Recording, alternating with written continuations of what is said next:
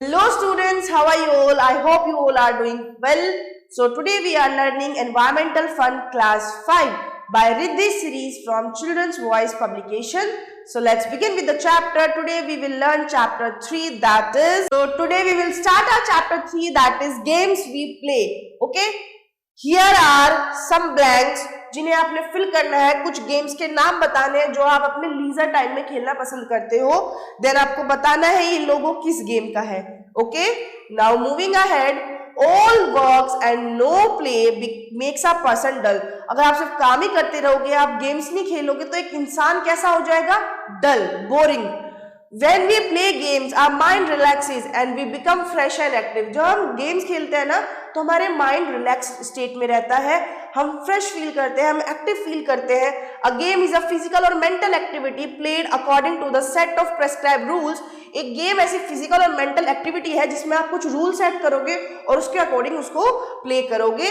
We play games for many reasons. हम बहुत reasons की वजह से गेम खेलते हैं, जैसे कि गेम बहुत अच्छी एक्सरसाइज मानी जाती है। It makes a more discipline in life. अगर हम तरीके से रूल्स के साथ गेम खेलेंगे, playing game develops our confidence. Confidence boost up होता है हमारा। We are able to channelise our physical and mental energy in more positive way. हम अपनी फिजिकल और मेंटल एनर्जी को अच्छे से चैनलाइज कर पाएंगे। Now playing is fun. Games are usually played for fun. देखो, गेम्स यूजुअली ना मौज मस्ती के लिए खेले जाते हैं। A sport is a physical activity that is played according to a set of rules and encourage spirit of competition. लेकिन स्पोर्ट क्या है? स्पोर्ट एक फिजिकल एक्टिविटी है जो रूल्स और रेगुलेशंस के साथ खेली जाएगी और जिससे आपके अंदर क्या एनकरेज होगा?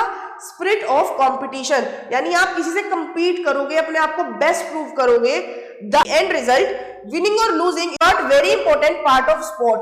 देखो, हारना या जीतना स्पोर्ट का एक लोता बेस्ट पार्ट नहीं है, बट आप कंपीट कर रहे हो, आप उसमें पार्ट ले रहे हो, आप गेम को एंजॉय कर रहे हो, that is much more beneficial. Now for example, playing chess at home is a game, but when it is played at a national tournament, it becomes a sport. Example के तौर पे आप इसको ऐसे समझो, अगर आप घर में चेस खेल रहे हो तो वो गेम कंसिडर किया जाएगा, बट अगर आप उसको रूल्स के साथ नेशनल लेवल पे खेलो तो वो टूर्नामेंट बन जाएगा, वो स्पोर्ट बन जाएगा। Now types of games. Games बहुत तरीके के हो सकते हैं, जैसे कि इंडोर, आउटडोर, इंडिविजुअल या फिर टीम गेम्स। इंडोर गेम्स क्या होते हैं? जो एक बिल्डिंग के अंदर या घर के अंदर खेले जाए, जैसे कि chess, carrom, ludo, snake, ladder, squash, card, etcetera and others. Now outdoor games जो ओपन ग्राउंड में या बाहर या स्टेडियम्स में खेले जाए, जैसे कि cricket, hockey, tennis, football, basketball. तो ये सब कई सारे एग्जांपल है हमारे आउटडोर गेम्स के। बहुत से गेम्स ऐसे होते हैं जिसमें एक इंसान अकेला खेलता है दूसरे ओपोनेंट के खिलाफ, यानी आपके सामने आपका ओपोनेंट होगा, दूसरा प्लेयर होगा और आप दोनों एक दूसरे से कंपीट करोगे, जैसे कि स्विमिंग हो गया, स्केटिंग हो गया, साइकिलिंग हो गया, चेस हो गया, गोल्फ हो गया। इन सब गेम्स को आप क्या बोलोगे? Individual games. नाउ बहुत से गेम्स होते हैं जो टीम में खेले जाते हैं, जैसे कि cricket, football, hockey, basketball, volleyball. ये सारे हमारे ग्रुप गेम्स या फिर टीम गेम्स हैं। इसमें प्लेयर्स मिलके दूसरी टीम के मेंबर्स के साथ कंपीट करते हैं। यहाँ पे कंपटीशन होता है, रूल्स के साथ ये खेले जाते हैं। देयर आर रेफरीज और umpires who supervise the games to see that they are playing by the rules. यानी रेफरीज और एम्पायर्स रखे जाएंगे सुपरवाइज करने के लिए दोनों टीम्स को, कि ताकि दोनों टीम्स जो है रूल्स के साथ खेले, उनमें कोई बदतमीजी ना हो, लड़ाई झगड़े ना हो, रूल्स का उल्लंघन ना किया जाए। कुछ गेम्स होते हैं जैसे कि बैडमिंटन, टेबल टेनिस या फिर टेनिस, ये इंडिविजुअल भी होते हैं और टीम के साथ भी खेले जा सकते हैं। Now team spirit. A player is a part of team.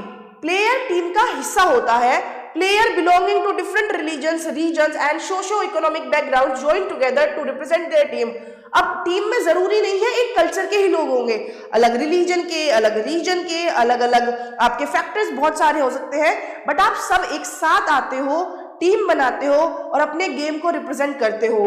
This feeling of unity and harmony in the team is called team spirit. और जो ये आप अनेकता में एकता लेके चलते हो, इसी को क्या बोला गया है? Team spirit. यानी वहां पे आप ये नहीं देख रहे हो मैं किस बैकग्राउंड से हूं, मैं अमीर हूं या गरीब हूं या फिर मैं कौन से रिलीजन को फॉलो करता हूं। आप सब एक साथ मिलके खेलते हो, आप अपनी टीम को रिप्रेजेंट करते हो और आपको क्या है कि आपको दूसरी टीम से कॉम्पीट करके जीतना है और अपना गेम प्रूव करना है कि you played the best. That is we have team spirit. The player share a common aim to compete and win against their opponent. To to maintain team spirit following things should always be kept in mind. अगर आपको team spirit बना के रखनी है तो ये चीजें आपको फॉलो करनी होंगी, और वो क्या चीजें हैं? Play for the team and to the best of your ability and capacity. Team के लिए खेलो और अपना बेस्ट दो।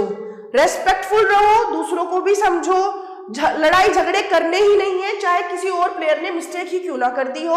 आपको डिसिप्लिन में रहना है, चीटिंग नहीं करनी है, और दूसरे प्लेयर्स के ओपिनियन को कंसीडर भी करना है। ऐसा नहीं है कि अपनी अपनी चलानी है। The captain of the team has to bear full responsibility, और इन सब की रिस्पॉन्सिबिलिटी किस पे होती है? जो टीम का कैप्टन होता है। He is the one who plans and discuss the strategy of the game with the team. वो एक अलौता ऐसा इंसान होता है जो स्ट्रैटेजी बनाएगा, टीम मेंबर्स की बातों को सुनेगा, कंसीडर करेगा और फाइनल डिसीजन देगा। The team members should respect and trust there leaders, और टीम मेंबर्स का ये फर्ज है कि वो अपने लीडर की बात सुने और उस पर भरोसा रखे। It is the captain who gets the credit if the team wins and blame in case of a loss. और देखो, वो कैप्टन ही होता है, अगर टीम जीत जाएगी तो कैप्टन को प्रेज किया जाएगा, और अगर हार जाती है तो सारा ब्लेम भी कैप्टन पे ही आता है। Now equal opportunities for boys and girls. Every child has a right to sound health and physical fitness. In most of the schools, boys and girls are made to participate in all games and physical exercise together. The teacher in school gives a lot of encouragement to the girls to participate in schools, games and competition. आज के time में बहुत से स्कूलों में boys and girls को equally participate कराया जाता है गेम्स में, स्पोर्ट्स में, और उनको एनकरेज किया जाता है कि आप आगे आकर के खेलो, क्योंकि गर्ल्स और बॉयज को इक्वल अपॉर्चुनिटी मिलनी चाहिए। Now national games. National game of a country is that game or sport which is considered to be an important part of the culture of the country. National game वो माना जाएगा जो पूरे nation के लिए उसके कल्चर से जुड़ा हुआ हो और उसका एक इंपॉर्टेंट पार्ट हो। जैसे कि हॉकी हमारा नेशनल गेम है। 1928 और 1956 के बीच में इंडिया ने 6 गोल्ड मेडल जीते थे हॉकी गेम में ओलंपिक्स में। Olympic games are held after every 4 years। Olympic के गेम हर 4 साल में होते हैं। Now computer games and video games have become very popular. आज के टाइम में तो वीडियो गेम्स या कंप्यूटर गेम्स ज्यादा पॉपुलर हो चुके हैं। Childrens do not like to play outside in fresh air. बच्चों को बाहर खेलना ही पसंद नहीं है। Lack of physical activity has resulted in problems like obesity and has reduced concentration level and stamina. और फिजिकल एक्टिविटी नहीं करेंगे तो बच्चों के अंदर बहुत सारी प्रॉब्लम्स क्रिएट हो जाती है, जैसे कि ओबेसिटी, या फिर उनका स्टैमिना उतना बूस्टअप नहीं होता, उनका कंसंट्रेशन लेवल गिर जाता है। It is important to inculcate sport consciousness among children right away from a young age. बच्चों के अंदर स्पोर्ट के लिए भी उनको अवेयर करना, उनके लिए कॉन्शियसनेस जगाना, ये बहुत जरूरी है बचपन से ही, ताकि उनको आगे चल के उसकी इंपॉर्टेंस पता हो। Now traditional games of India. India के पास बहुत सारे ट्रेडिशनल गेम्स हैं। देखो, games and martial arts have been an integral part of India's rich heritage and culture. Games हो या मार्शल आर्ट हो, इंडिया के रिच हेरिटेज और कल्चर को शो करते हैं। There are large number of variety of traditional games like hunting, wrestling, boat and carrier racing, archery and kho kho. हमारे बहुत सारे ऐसे गेम्स हैं जो हमारे रिच कल्चर को शो करते हैं। कुछ हमें यहाँ पढ़ने भी हैं, जैसे कि boat race. Kerala is famous for its boat race. Kerala अपनी बोट रेस के लिए बहुत ज्यादा फेमस है, जिसको वलमकली भी बोला जाता है। बोट रेस हर साल होती है अगस्त या सितंबर के महीने में, वो भी ओणम फेस्टिवल पे। In each snake boat there are 100 to 130 oarsmen and 25 singers. हर एक बोट में 100 से 130 ओर्समैन बैठते हैं, 25 सिंगर बैठते हैं। The boatman sing a song called Vanchi Pattu. And now जो वो लोग चला रहे हैं बोट को, तो वो एक गाना गाएंगे, जो सिंगर्स हैं उस गाने को क्या बोलते हैं? वंची पट्टू। नाउ कबड्डी। कबड्डी एक पॉपुलर गेम है इंडिया का। इसमें 2 टीम होती है, 7 प्लेयर्स हर एक टीम के अंदर होंगे। It is played by both men and women. दोनों लोग इसको खेल सकते हैं, man and women. This game requires a lot of stamina and quick reflexes. इस गेम में बहुत ज्यादा स्टेमिना चाहिए और बहुत क्विक रिफ्लेक्सेस चाहिए। नाउ खो खो। खो खो 2 टीम के बीच में खेला जाता है, जिसमें हर टीम में 9 मेंबर्स होते हैं। खो खो बहुत पॉपुलर गेम है महाराष्ट्र का। This games require lot of speed, stamina, strength and coordination.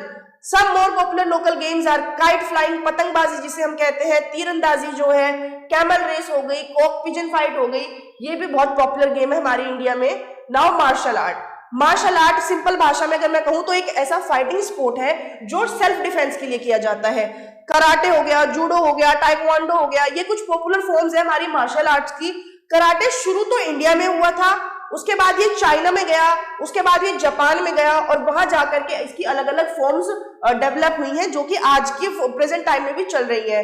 पुराने दिनों की बात करूं तो स्टूडेंट्स जो थे वो मार्शल आर्ट सीखते थे अपने गुरु के सुपरविजन में, जहां पे वो गुरु के आश्रम में ही रहते थे और उसको बोलते थे हम गुरु शिष्य परंपरा।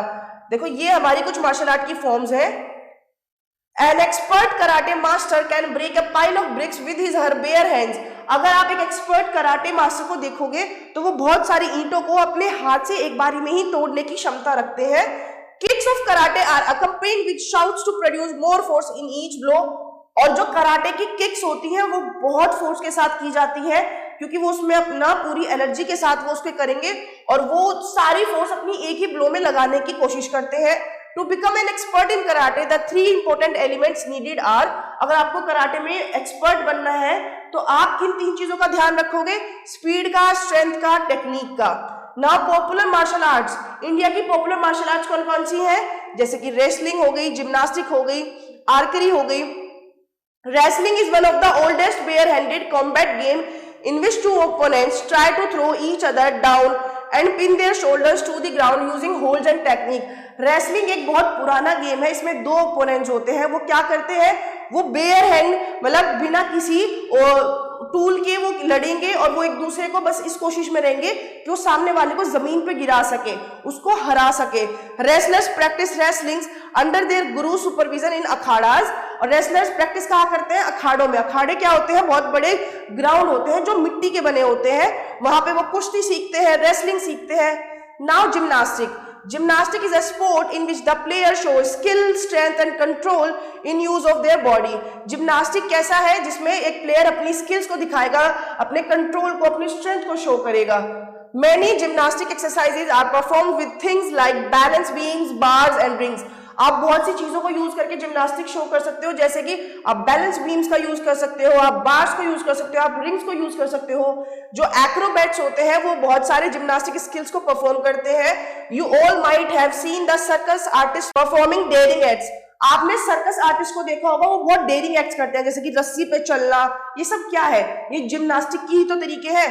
Acrobats also perform acts like a woman walking on a tight rope और balancing herself with a pole। आपने देखा होगा कि कोई लड़की जो है वो रस्सी पे चल रही है या फिर अपने आप को पोल के अगेंस्ट उसने बैलेंस किया हुआ है। These all are gymnastic। The acrobats include men, women and small children। और acrobats कोई भी हो सकते हैं, आदमी, औरत या फिर बच्चे। Now archery। Archery have been used for hunting and self defense since ancient time। ये हंटिंग के लिए और सेल्फ डिफेंस के लिए बहुत पुराने समय से चलता आ रहा है। Earlier the bows and arrows were made of bamboo but these days bows are made of fiberglass। पहले बस जो हमारे तीर होते थे वो बैम्बू से बनते थे, जो पहले हमारे धनुष बाण होते थे वो बैम्बू से बनते थे और अब वो किससे बनते हैं? हमारे फाइबर ग्लासेस से। Now yoga. Yoga is an ancient type of exercise which has not lost its popularity even the modern time. प्राचीन काल की एक एक्सरसाइज जिसकी इंपोर्टेंस आज के टाइम में भी बनी हुई है, that is yoga. Yoga relaxes our mind and improves concentration. Yoga हमारे मन को शांत करती है, हमारे अंदर कंसंट्रेशन जगाती है। Yoga exercise help us to lead a disease free life and develop a positive attitude towards life.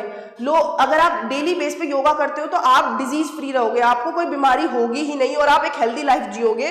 Most martial arts have strong meditative qualities that comes from yoga. बहुत सारी मार्शल आर्ट में आपकी अच्छी अच्छी जो क्वालिटीज होती है, जो आपका स्ट्रॉन्ग मेडिटेटिव पावर है, वो कहाँ से आता है? वो योगा से आता है। Now change in leisure time activities. In earlier time, people used to spend their leisure time by playing traditional games. They also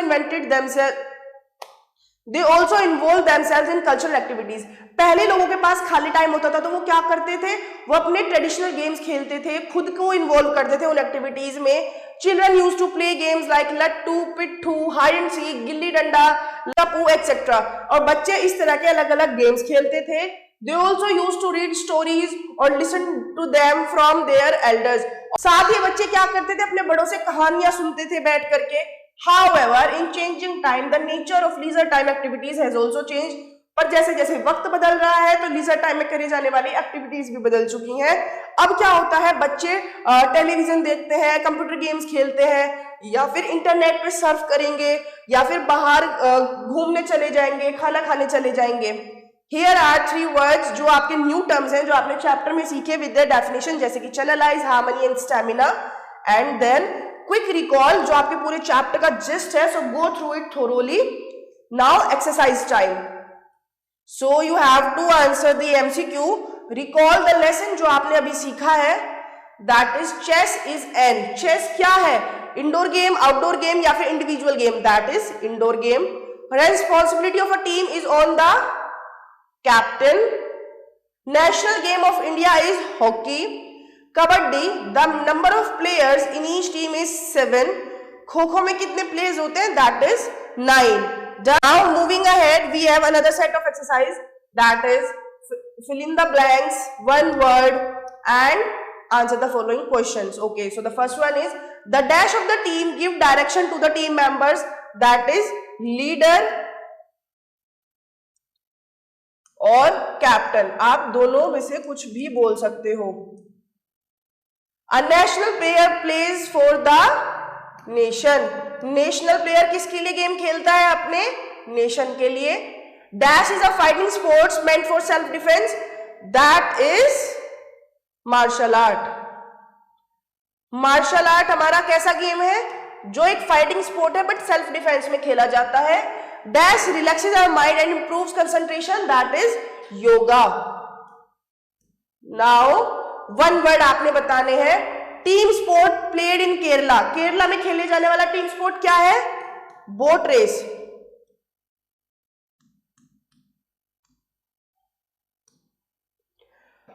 so the martial art of Nagaland is kick fighting.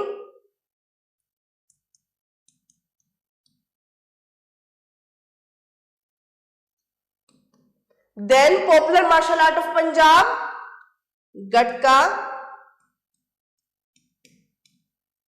Then Hindi name of wrestling kushti.